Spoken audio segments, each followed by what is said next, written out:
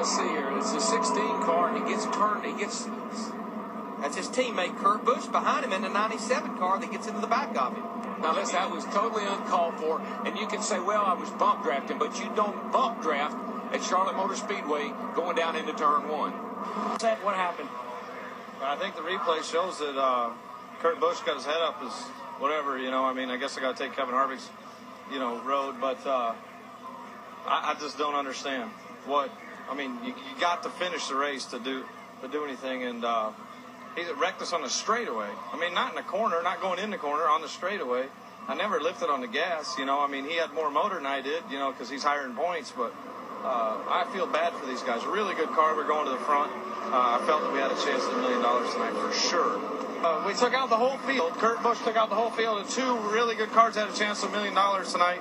If I was Jack Roush, I don't know what I'd do. Your teammate Greg Biffle not happy. He said you wrecked him on the straightaway. Your version of it? Yeah, he got a run on 17 coming out of 4, and I just wanted to help him usher down the straightaway. But the way our noses are pinned and the tails are up with the stiff rear springs, my car lifted his instead of helping push him. Just an all-star type bump where you just wanted to try to help him, and he's a teammate of mine. I didn't mean to wreck him, and I apologize for all the wrecked race cars out on pit road. How disappointing is this for you, Kurt? We talked about, all the excitement just before the race. Your thoughts now? I got to get myself in check, I guess. I mean, we're only 12 laps in, and I've got a wrecked race car.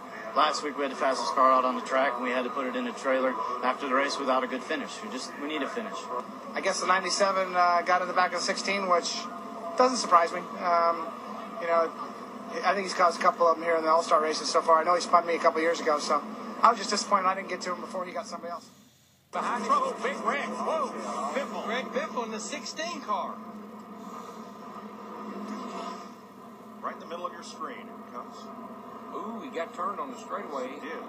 That was Kurt Busch. I believe car behind him. I believe Kurt Busch may have lifted him up. It's pretty obvious that Kurt Busch got in the back of somebody, and that somebody is Greg Biffle, who is okay, but his car is junk. Oh, friend Nicole. That's Greg Biffle talking to Eva. Yeah, this is Eva Braun. That's Kurt's fiance, and this is Greg Biffle's girlfriend right there. And it looks to me like she was really upset. There's no words. You don't have to explain that one. That's one of those things that you cannot do on a super speedway on these speeds.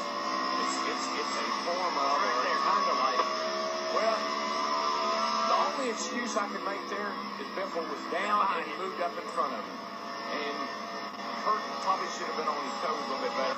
Kurt had a little bit of a run. I was trying to get by the lap car, and I moved up in front of him, and clearly was in front of him, and he didn't want to let off the gas, just run into the back of me and just turn me into the fence, He needed to check out of the throttle a little bit. That's the way, give and taking out there, but he didn't want to do it, didn't want to give and take, and, if he doesn't want to give and take on the racetrack, I won't give and take on the racetrack, but, I could have got an opportunity to probably do that to him yesterday, and felt like that wasn't the thing to do, and just hate for all the guys in the Subway car, get taken out of this race. We had a really good car, and would like to get up there and race with Casey, but we'll just have to wait for Phoenix.